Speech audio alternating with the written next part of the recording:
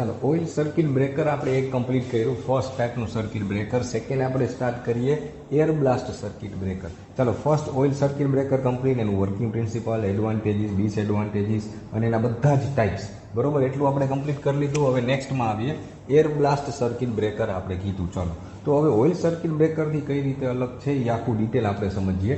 તો ચાલો સૌથી પહેલાં આપણે કરીએ એક વર્કિંગ પ્રિન્સિપલ. આના જો કે ટાઈપ છે, જો કે બે જ ટાઈપ છે. એર બ્લાસ્ટ સર્કિટ બ્રેકરના બે જ ટાઈપ છે, ખાલી ઓઇલ સર્કિટ બ્રેકર જેટલા નથી. તો સૌથી પહેલાં મેન વર્કિંગ પ્રિન્સિપલ શીખી લઈએ કે થશે શું. ચાલો તો લખીએ, પછી આપણે તમે પહેલાં હું સરખું મસ્ત મજાનું સમજાવી દઉં કે આપણે એર બ્લાસ્ટ સર્કિટ બ્રેકર છે. હવે એનો મતલબ શું થયો કે ક્વિન્ચિંગ મીડિયમ તરીકે હવે ઓઇલનો ઉપયોગ નહીં થાય, ક્વિન્ચિંગ મીડિયમ તરીકે એરનો ઉપયોગ થશે. અને ખાલી એર નહીં હો, ખાલી એર સર્કિટ બ્રેકર નથી, આ એર બ્લાસ્ટ સર્કિટ બ્રેકર છે. એટલે એર પ્લસ બ્લાસ્ટ ઇફેક્ટ આપણે કરવાની છે. બ્લાસ્ટ ઇફેક્ટ ખાલી એર સર્કિટ બ્રેકર ને એર બ્લાસ્ટ સર્કિટ બ્રેકરમાં શું ફેર? એર સર્કિટ બ્રેકર સૌથી સ્મોલ કેપેસિટી માટે વપરાય, ખાલી એર છોડવામાં આવે, બસ, બીજું કાંઈ નહીં, બરોબર છે, નેચરલ. જ્યારે એર બ્લાસ્ટ સર્કિટ બ્રેકરનો મતલબ કે કમ્પ્રેસ્ડ એર છોડવામાં આવશે. એટલે કે જે બે કોન્ટેક્ટ સેપરેટ થાય વચ્ચે કમ્પ્રેસ્ડ એર, એટલે કે હાઈ પ્રેશરાઇઝ્ડ એરનો બ્લાસ્ટ કરવામાં આવશે. કેમ કે આપણે યાદ છે આર્ક થિયરી કરી ગયા આપણે, આર્ક ફિનોમિના, એની અંદર એક લખ્યું હતું કે આર્કને ક્વિન્ચ કરવા માટે બ્લાસ્ટ ઇફેક્ટનો ઉપયોગ કરો. બ્લાસ્ટ ઇફેક્ટનો ઉપયોગ કરવાથી આર્ક જે છે એ ઝડપથી ઠંડી પડે ને ઝડપથી ક્વિન્ચ થાય. તો ક્વિન્ચિંગ મીડિયમ તરીકે એર બ્લાસ્ટનો ઉપયોગ થશે. હવે વર્કિંગ પ્રિન્સિપલમાં આવે કે વર્કિંગ પ્રિન્સિપલમાં થશે શું કે બે કોન્ટેક્ટ ક્લોઝ છે, ફિક્સ કોન્ટેક્ટ, મૂવિંગ કોન્ટેક્ટ. જેવો ફોલ્ટ થશે એટલે મૂવિંગ કોન્ટેક્ટ સેપરેટ થશે, સેપરેટ થશે એટલે વચ્ચે આર્ક જનરેટ થશે. એ તો બધા સર્કિટ બ્રેકરમાં થાય જ છે એટલું. તો હવે આર્ક જનરેટ થાય, જેવી આર્ક જનરેટ થાય એટલે ઓટોમેટિકલી કમ્પ્રેસ્ડ એર, એટલે કે જે કમ્પ્રેસર ટેન્ક છે, કમ્પ્રેસર ટેન્કનો વાલ ઓપન થાય. કમ્પ્રેસર ટેન્કનો વાલ ઓપન થાય એટલે હાઈ પ્રેશર કમ્પ્રેસ્ડ એર જે છે ને આ બે કોન્ટેક્ટની વચ્ચે આવશે એટલે એર બ્લાસ્ટ થાય. એટલે એ આ જે આર્ક જનરેટ થઈ એ ફટાફટથી ક્વિન્ચ થાય, ક્વિન્ચે થશે પ્લસ સાથે સાથે જે વચ્ચે આર્ક પાર્ટિકલ જનરેટ થયા એ સિસ્ટમમાંથી રિમૂવ થઈ જશે. કેમ કે એટલા પ્રેશરથી બ્લાસ્ટ ઇફેક્ટ થશે. લાસ્ટમાં હું તમને વળી પાછો આગળની જવામાં મસ્ત મજાનો વિડીયો મૂકી દઈશ હું તમારા માટે જોવા માટે કે કેટલો અવાજ આવે. જો કે આ air blast circuit breaker operate થાય તો બ્લાસ્ટ ઇફેક્ટને લીધે એમાં અવાજ ઘણું બધું આવે. એટલે નોઇઝલેસ ઓપરેશન નથી, આ નોઇઝવાળું ઓપરેશન છે. એટલે અવાજ બહુ અતિશય વધારે પડતો હોય જ્યારે બ્લાસ્ટ ઇફેક્ટ થાય. કેમ કે હાઈ પ્રેશર એર છોડો છો, કેમ ટાયર પંક્ચર થાય અચાનકથી, ટાયર બ્લાસ્ટ થાય તો કેવો અવાજ આવે, તો એવી રીતે આમાંય અવાજ આવે. એર બ્લાસ્ટ છે. ઓકે, એટલે કમ્પ્રેસર વાલ્વ, કમ્પ્રેસર ટેન્ક, આ બધું હવે એક્સ્ટ્રા એડ થઈ જશે. ચલો તો ફોલ્ટ થાય એટલે કોન્ટેક્ટ ઓપન થાય એટલે આર્ક જનરેટ થશે, આર્ક જનરેટ થશે એટલે કમ્પ્રેસરનો વાલ ઓપન થશે. એટલે કમ્પ્રેસ્ડ એર જે છે એનો બ્લાસ્ટ થશે બિટવીન ટુ કોન્ટેક્ટ. હવે બ્લાસ્ટ ઇફેક્ટને લીધે બ્લાસ્ટ ઇફેક્ટને લીધે જે આર્ક જનરેટ થઈ એ આર્ક જે છે ઝડપથી ઠંડી પડે, પ્લસ આર્ક પ્રોડક્ટ જે છે એ સિસ્ટમમાંથી બહાર ફેંકાઈ જાય. કેમ કે જે હાઈ પ્રેશરાઇઝ્ડ એર આવી એને આઉટલેટ તો દેવું પડશે, તો એ એર સાથે સાથે અંદર જે આર્કના પાર્ટિકલ હતા એ બહાર વહી જશે. હવે એ બહાર વહી જાય તો એનો મતલબ શું થયો? આર્ક પાર્ટિકલ બહાર વહી જાય તો આર્ક રિસ્ટ્રાઇક્ટ થવાના ચાન્સીસ ઓછા થઈ ગયા. ઓછા શું, સાવ ઝીરો જ થઈ ગયા. હવે વળી પાછી આર્ક રિસ્ટ્રાઇક્ટ થશે જ નહીં. પ્લસ હજી એક એક્સ્ટ્રા બ્લાસ્ટ ઇફેક્ટ કરવાથી આપણે આગળ વાત કરતા હતા, યાદ હશે, rate of rise of restriking voltage. એરની ડાઇલેક્ટ્રિક સ્ટ્રેન્થ અતિશય વધારે હોય, ઓઇલની હોય પણ એરની અતિશય વધારે હોય. હવે એરની ડાઇલેક્ટ્રિક સ્ટ્રેન્થ વધારે છે, પ્લસ સાથે સાથે તમે બ્લાસ્ટે કરો છો, એટલે ખાલી એર નહીં બ્લાસ્ટ કરો છો એટલે એને લીધે થશે શું? ડાઇલેક્ટ્રિક સ્ટ્રેન્થ અતિશય ઝડપથી વધશે. ખાલી એર છોડો તો ડાઇલેક્ટ્રિક સ્ટ્રેન્થ વધે નહીં. બ્લાસ્ટ ઇફેક્ટ કરવાથી ડાઇલેક્ટ્રિક સ્ટ્રેન્થમાં ઝડપથી વધારો થાય. તો ઝડપથી વધારો થાય એનો મતલબ શું છે? એનો રેટ વધારે હશે. તો ડાઇલેક્ટ્રિક સ્ટ્રેન્થનો વધવાનો રેટ વધારે હશે rate of rise of restriking voltage કરતાં, જે આપણે પહેલાં શીખાતા, રાઈટ? તો આ પણ એમસીક્યુ પૂછી શકાય કે આર્ક રીસ્ટ્રાઇક થવા માટે શું થવું જોઈએ. પછી તમને 3-4 ઓપ્શન આપી દે. તો આર્ક રીસ્ટ્રાઇક ક્યારે થાય? જ્યારે rate of rise of restriking voltage વધારે હોય, એટલે કે આવી રીતે હોય. એટલે ડાઇલેક્ટ્રિક સ્ટ્રેન્થના વધવાના રેટ કરતાં rate of rise of restriking voltage વધારે છે. એ મોસ્ટ આઈમ્પી. ચલો RRRBનું ફૂલ ફોર્મ એ પૂછાશે. હાલો, એટલે આવા બધા એમસીક્યુ ઘણા બધા આપણે કર્યું એમાંથી જ આવવાનું છે. ઓકે, પણ આપણે હવે અહીંયા આવતા રહે. ચલો, આર્ક પ્રોડક્ટ રિમૂવ થઈ જશે, ડાઇલેક્ટ્રિક સ્ટ્રેન્થ ઝડપથી ઇન્ક્રીઝ થશે. એનો મતલબ શું? ડાઇલેક્ટ્રિક સ્ટ્રેન્થના વધવાનો દર રેટ ઓફ રાઇઝ ઓફ રીસ્ટ્રાઇકિંગ કરતાં પણ વધારે હશે, એટલે આર્ક જે છે વળી પાછી રીસ્ટ્રાઇક થશે નહીં. તો આટલું મસ્ત મજાનું વર્કિંગ પ્રિન્સિપલ હતું એનું. હવે તો આ આટલું વર્કિંગ પ્રિન્સિપલ ગમે તે ટાઈપ પૂછાય એમાં લખવું પડે, પણ જો કે આપણે તો આમાંથી હવે MCQ જ કાઢવાના છે, બરોબર છે. ઓકે, ચાલો તો હવે આને એડવાન્ટેજ ડિસએડવાન્ટેજ જે કરતા હોય તો એમાં આવી રીતે આવી શકે કે એર બ્લાસ્ટ સર્કિટ બ્રેકર માટે ક્યુ સ્ટેટમેન્ટ ખોટું છે, 4 ઓપ્શન આપે તેમાં એડવાન્ટેજ ડિસએડવાન્ટેજ મૂકતા જતા પહેલાં, અથવા એમ કે આ 4માંથી ક્યુ સ્ટેટમેન્ટ સાચું છે એર બ્લાસ્ટ સર્કિટ બ્રેકર માટે. એટલે આપણે હવે લાઇન ટુ લાઇન કરતું જવું પડશે. ચલો તો એક એડવાન્ટેજ ડિસએડવાન્ટેજમાં પણ આવીએ આપણે, અને આપણે એના ટાઈપ કરશી ને એ એક એક ટાઈપનું હું તમને બીજું એનિમેશન સાથેનો વિડીયો પણ સેન્ડ કરીશ કન્સ્ટ્રક્શન સાથે, એટલે તમને વધારે ડિટેલ આવડતું જાય. ચલો તો આટલું શીખા, એમાં જ એના એડવાન્ટેજ આપણે ઓઇલ સર્કિટ બ્રેકર આખું આવડી ગયું ને તો એની સાથે જ કમ્પેર કરો ખાલી, તો એડવાન્ટેજ એટલા જ બની જશે. ચલો સૌથી પહેલું, there is no possibility of fire. ઓઇલમાં ભલે આપણે કહેતા ડીકમ્પોઝિશન થાય તો એના ડિસએડવાન્ટેજમાં લખી ગયા હતા કે ક્યારેક ધડાકો થાય, એવા મિક્સિંગવાળા એવા ગેસ પણ ક્યારેક ઉત્પન્ન થઈ શકે છે એરરને લીધે, બરોબર છે. તો એમાં બ્લાસ્ટ થવાની શક્યતા હતી, જ્યારે આમાં ફાયર થવાની શક્યતા નથી, કેમ કે એર જ છે, બરોબર છે. એર જે છે એ તો કોઈ દિવસ ફાયર પકડે નહીં. So there is no possibility of fire. Arc પ્રોડક્ટની સિસ્ટમમાંથી રિમૂવ થઈ જાય છે. જ્યારે અમુક આપણે ઓઇલ સર્કિટ બ્રેકરમાં જોઈ ગયા હતા, ઓઇલ સર્કિટ બ્રેકરમાં આર્ક પાર્ટિકલ અંદર ને અંદર જ રહી જાય, એટલે ઓઇલ જે છે એની અંદર જ આર્ક પાર્ટિકલ રહી જાય. ધીરે ધીરે એની ડાયલેક્ટ્રિક સ્ટ્રેન્થ ઓઇલની ઘટતી જાય, એટલે ઓઇલ રિપ્લેસ કરવું પડે. તો આનો એડવાન્ટેજ એ છે. ઓમાં કેમ વારે ઘડી ઓઇલ રિપ્લેસ કરતું જવું પડે કાર્બનને લીધે, આમાં એ રિપ્લેસમેન્ટની કાંઈ પ્રોસેસ નથી, જો એ જ લખ્યું છે no carbon particles like in oil circuit breaker. Oil circuit બ્રેકરમાં જેમ કાર્બન પાર્ટિકલ ઉત્પન્ન થતા હતા, આપણે રિપ્લેસમેન્ટ કરવું પડતું, તો એવી કાંઈ પ્રોસેસ આમાં નથી. હવે તો એવા બધા રીઝનને લીધે એની સાઇઝે ઓછી થઈ જશે, એટલે સર્કિટ બ્રેકરની સાઇઝ ઘટી જશે. ઓમાં તો આપણે ઓઇલ રાખવું પડે, તો ઓઇલ રાખવા માટે ઓઇલ ટેન્ક જોઈએ ને, તો ઓઇલ ટેન્કની અંદર આપણે કોન્ટેક્ટ ડૂબાડતા હતા, તો ટેન્ક જ એટલી મોટી બની જાય તો સર્કિટ બ્રેકર એટલું મોટું બને. આર્કિંગ ટાઈમ ઓછો છે, ઓઇલ સર્કિટ બ્રેકર કરતાં આનો આર્કિંગ ટાઈમ ઓછો છે. તો આર્કિંગ ટાઈમ જો ઓછો એનો મતલબ શું, થોડીક વાર માટે જ આર્ક રહેશે. જો થોડીક વાર માટે જ આર્ક રહેતી હોય ને હીટ રહેતી હોય તો કોન્ટેક્ટ બર્નિંગ ઓછું થાય, કેમ કે ઓલું જે બે કોન્ટેક્ટ સેપરેટ થાય ને વચ્ચે જે આર્ક જનરેટ થાય ને તે કોન્ટેક્ટ એ ગરમ થઈ ગયો હોય, બરોબર છે. એટલે એ કોન્ટેક્ટ બર્નિંગ એ ઓછું થાય. ચાલો કેમ આપણે સપોઝ કે મોબાઈલ ચાર્જર હોય એમાં શોર્ટ સર્કિટ થઈ હોય, ઢીલું રાખી દીધું હોય તો ચાર્જર અતિશય ગરમ થઈ જાય, આ એને કહેવાય કોન્ટેક્ટ બર્નિંગ. તો આમાં કોન્ટેક્ટ બર્નિંગ એ ઓછું થાય ઓઇલ સર્કિટ બ્રેકર કરતાં. Used where operating rate is high, oil circuit breaker કરતાં ઊંધું કરી દીધું. જો આ બધા મોસ્ટ MCQ જો, હા, કે ઓઇલ સર્કિટ બ્રેકરનો ઉપયોગ ક્યાં કરવાનો હોય, જ્યાં ઓપરેટિંગ રેટ ઓછો હોય, અને એર બ્લાસ્ટ સર્કિટ બ્રેકરનો ઉપયોગ ક્યાં કરવાનો, જ્યાં ઓપરેટિંગ રેટ વધારે હોય. એનો મતલબ શું, જે હાલતા ચાલતા ફોલ્ટ થઈ જતા હોય તો આ સર્કિટ બ્રેકરનો ઉપયોગ કરો. કેમ, તો કે એમાં કાંઈ રિપ્લેસમેન્ટ ઓઇલ બદલવું એવું કાંઈ છે જ નહીં મગજમાંથી, ખાલી એર બ્લાસ્ટ થાય, અવાજ થાય, બસ એટલું જ છે ખાલી. એટલે એર બ્લાસ્ટ થાય, એરમાં બધા કમ્પોનન્ટ એટલે કે આર્ક પાર્ટિકલ બધા બહાર હોય જાય, સિમ્પલ.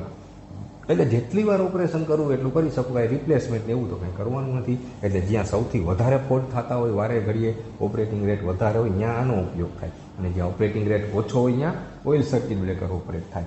એટલે એવી રીતે પણ પૂછી શકાય છે કે જ્યાં ઓપરેટિંગ રેટ વધારે હોય ત્યાં ખાલી જગ્યા સર્કિટ બ્રેકર યુઝ કરવામાં આવે છે. પછી 4 ઓપ્શન આપી દે તમને, SF6 ઓઇલ સર્કિટ બ્રેકર કે vacuum circuit breaker, air blast circuit breaker.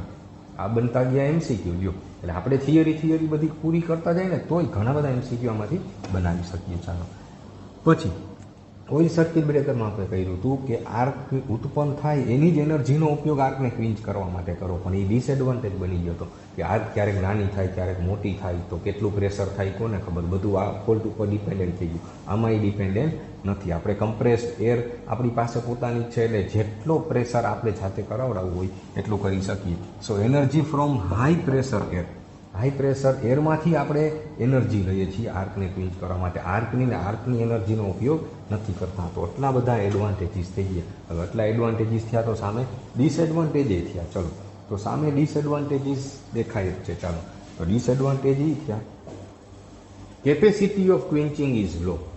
આ એક ડિસએડવાન્ટેજ છે. ઓઇલ કરતાં તો થોડીક કેપેસિટી તો ઓછી જ કહેવાય ને, કેમ કે વચ્ચે ઓઇલ હતું, એમાં આપણે ઓઇલ વચ્ચે આવી જતું હતું.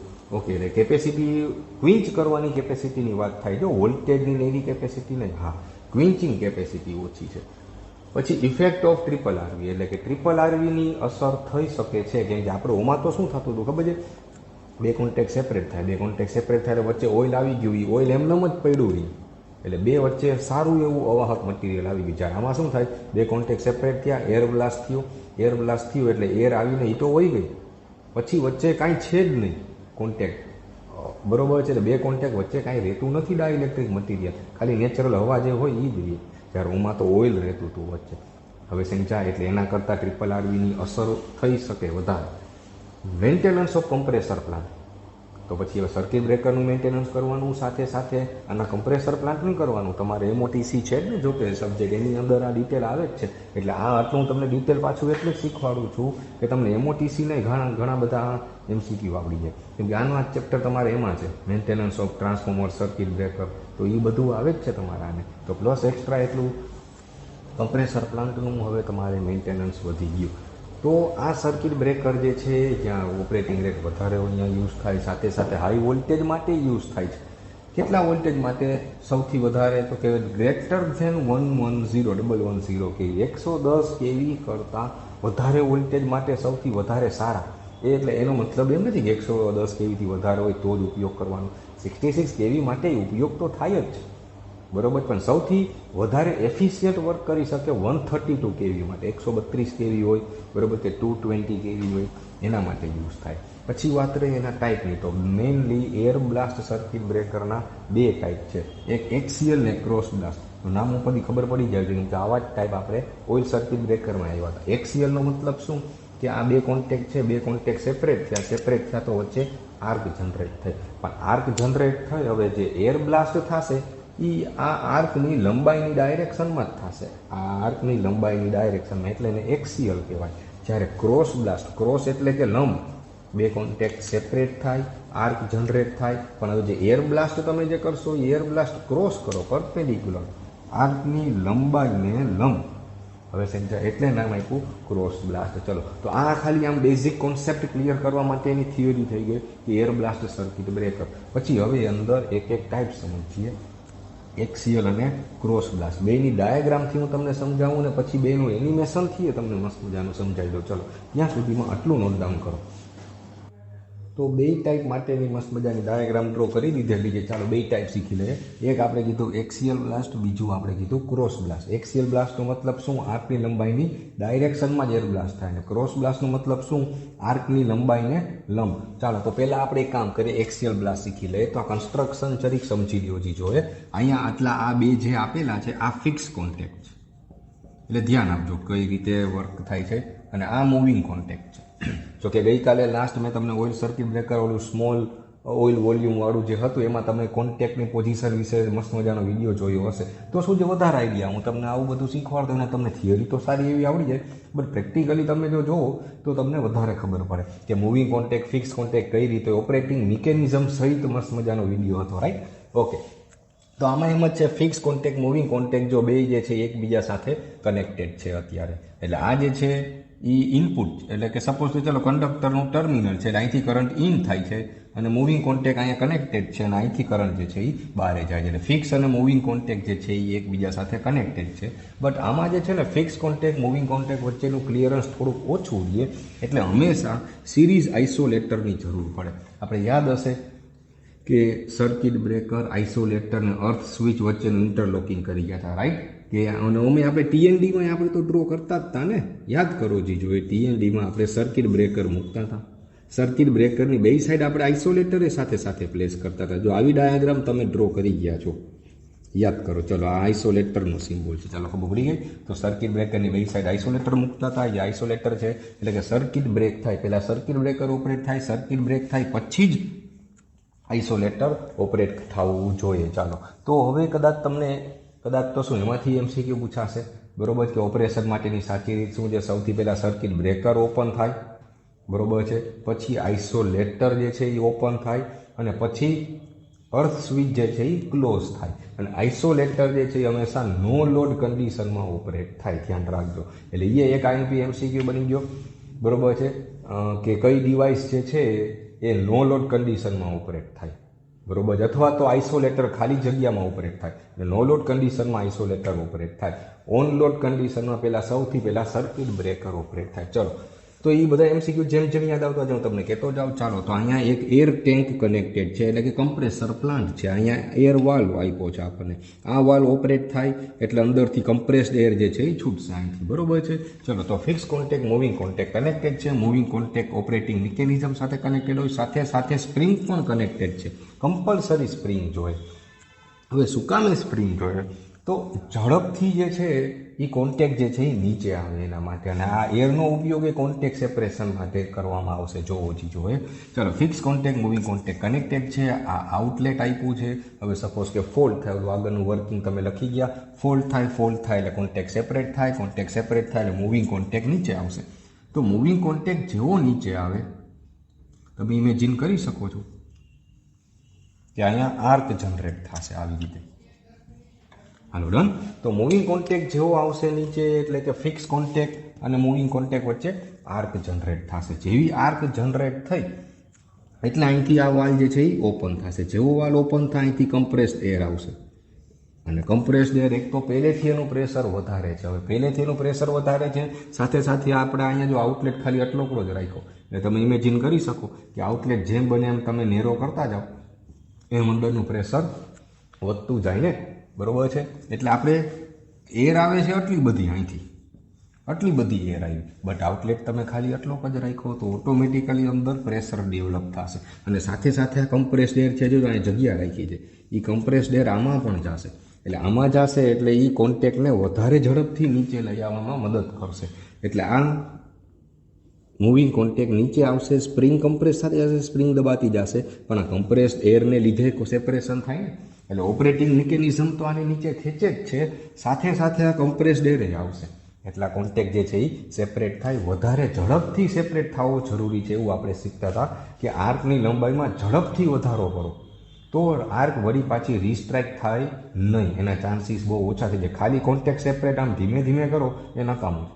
આર્ક સેપરેશન એટલે કે કોન્ટેક્ટ સેપરેટ કરો પણ વધારે ઝડપથી કરો. તો એના માટે આ કમ્પ્રેસ્ડ એરનો ઉપયોગ એના માટે કરી લીધો. ચલો, હવે અહીંથી તમે જોઈ શકો છો, તો ખાલી આટલું જ વધ્યું, એટલે અહીંથી કમ્પ્રેસ્ડ એર જે આવશે એટલે આર્ક લંબાઈની ડાયરેક્શનમાં જ એર છૂટે છે, અને અહીંથી એનું આઉટલેટ છે. હવે સમજી ગયા? એટલે સાથે સાથે જેમ જેમ મૂવિંગ કોન્ટેક્ટ નીચે આવતો જાય, કોન્ટેક્ટ સેપરેશન એ થશે એટલે આર્કની લંબાઈ વધશે ને. પહેલાં કોન્ટેક્ટ અહીંયા હોય તો બહુ જાડી આર્ક હશે, પણ જેમ જેમ કોન્ટેક્ટ નીચે આવતા જાય એમ આર્ક જે છે એ તો થોડીક પાતળી એ થશે જ ને સાથે સાથે. હવે સમજા? એટલે આર્ક થોડીક પાતળી થતી જશે, સાથે સાથે આ થશે, એટલે આર્ક જે છે એ હવાના બ્લાસ્ટ ઇફેક્ટને લીધે આવી રીતે થઈ જશે. સમજા? એટલે કોન્ટેક્ટ સેપરેશન આટલું જ થયું, પણ આર્કની લંબાઈ આટલી બધી વધી ગઈ આ એર બ્લાસ્ટને લીધે. અને સાથે સાથે હવે એર બ્લાસ્ટ ઇફેક્ટને લીધે આર્ક આવી રીતે થઈ જશે. બોલો, તમે ઇમેજિન કરી જ શકો છો ડાયાગ્રામ જોઈને, બરોબર, કે અહીંથી એર છૂટે એટલે આર્ક જે છે એ આવી રીતે થશે. બોલો, આટલું ખાલી સેપરેશન થયું, એટલે આની સાઇઝ જે છે એ નાની રાખી શકાય છે, કે નાનું કોન્ટેક્ટ સેપરેશન રાખી શકાય. ચાલો, ડન. ખબર પડી ગઈ. એટલે કમ્પ્રેસ્ડ એરને લીધે અહીંથી આર્ક જે છે એ એક પોઈન્ટ ઉપર આટલી બધી લંબાઈ વધી ગઈને લીધે ક્વિંચ થઈ જશે. જેવી ક્વિંચ થઈ જશે, વચ્ચે વચ્ચે થોડાક આવી રીતે ડોટ જે મેં દર્શાવ્યા બ્લુ કલરના, એ આર્ક પાર્ટિકલ છે, આર્ક પાર્ટિકલ રહેશે. પણ એર બ્લાસ્ટને લીધે અહીંથી બ્લાસ્ટ થાય છે એટલે હવા સાથે આ આર્ક પાર્ટિકલ પણ સિસ્ટમમાંથી રિમૂવ થઈ જશે, એટલે એ બહાર વળ્યા જાય. હાલો ડન. હવે ખબર પડી ગઈ. તો આવી રીતે પણ તમે જો આર્કની લંબાઈની ડાયરેક્શનમાંથી, એટલે આને નામ આપ્યું એક્સિયલ બ્લાસ્ટ. ચાલો, ડન. ખબર પડી ગઈ. હવે આમાં આવીએ ક્રોસ બ્લાસ્ટમાં. તો ક્રોસ બ્લાસ્ટમાં આપણે આર્ક ફિનોમિના વખતે એક શીખી ગયા હતા, આને કહેવાય સ્પ્લિટર. સ્પ્લિટર્સ મીન્સ સ્પ્લિટ કરવું એટલે કટકા કરવા. આ શું કરશે? આર્કના કટકા કરી દે છે, રાઈટ. આવું આપણે શીખી ગયા. આ ફિક્સ કોન્ટેક્ટ છે, આ મૂવિંગ કોન્ટેક્ટ છે, બે એકબીજા સાથે કનેક્ટેડ છે, આના ટર્મિનલ્સ છે. ચલો, તો કરંટ ફ્લો થતો હશે જ્યારે બે એકબીજા સાથે કનેક્ટેડ છે. બટ જેવું મૂવિંગ કોન્ટેક્ટ જો અહીંથી સેપરેટ થાય, ફોલ્ટ થાય એટલે મૂવિંગ કોન્ટેક્ટ આગળ જશે, એટલે અહીંયા વચ્ચે આર્ક જનરેટ થશે આવી રીતે. હાલો, ખબર પડી ગઈ. તો જેવી આર્ક જનરેટ થઈ, આની જેમ જ same to same air tank air valve છે, એટલે અહીંથી એ વાલ્વ ઓપન થશે એટલે કમ્પ્રેસ્ડ એર આવશે અહીંથી, હાઈ પ્રેશરાઇઝ્ડ કમ્પ્રેસ્ડ એર.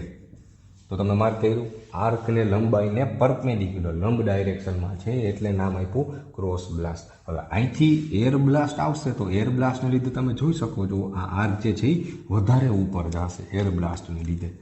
પણ એર બ્લાસ્ટને લીધે જો ઉપર જશે તો તમે ઇમેજિન કરો, જો ડાયાગ્રામ આવી થઈ જશે. હવે સમજ્યા? હવે આર્ક આવી રીતે થાય એટલે તમે માર્ક કર્યું, આર્કના કટકા થઈ ગયા.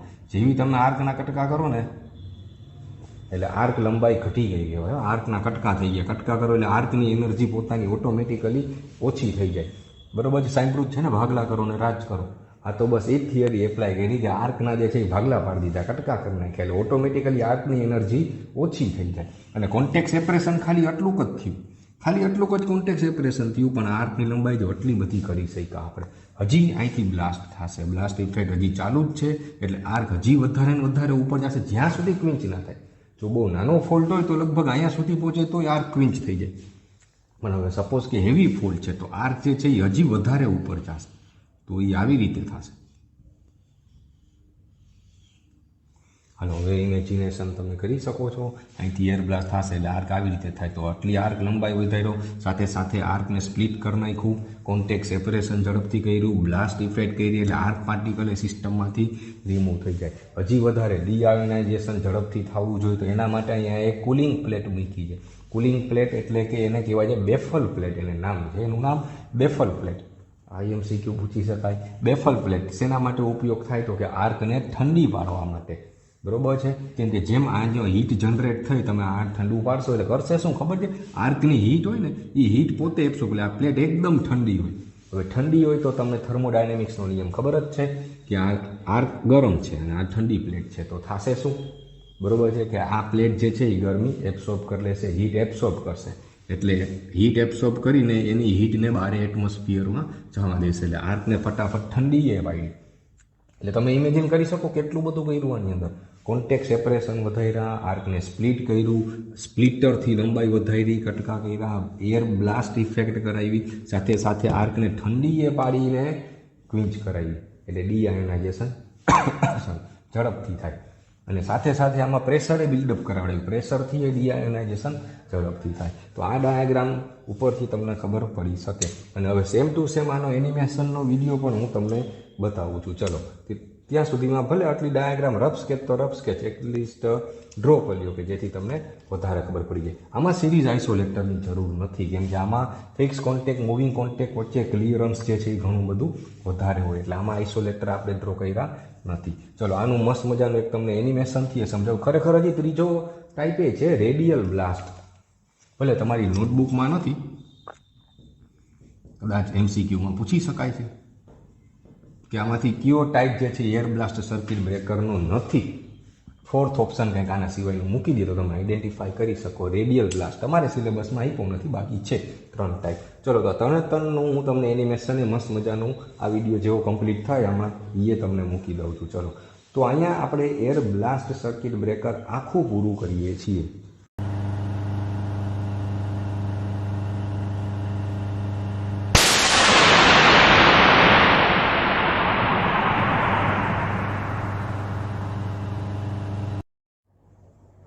Air blast circuit breaker is a type of protecting device which is used to break the circuit in a fault condition. એટલે કે જ્યારે ફોલ્ટ થાય ત્યારે સર્કિટને બ્રેક કરવા માટે યુઝ થાય એવું એક પ્રોટેક્ટિંગ ડિવાઇસ છે જે આપણને ખબર છે સર્કિટ બ્રેકર એટલે.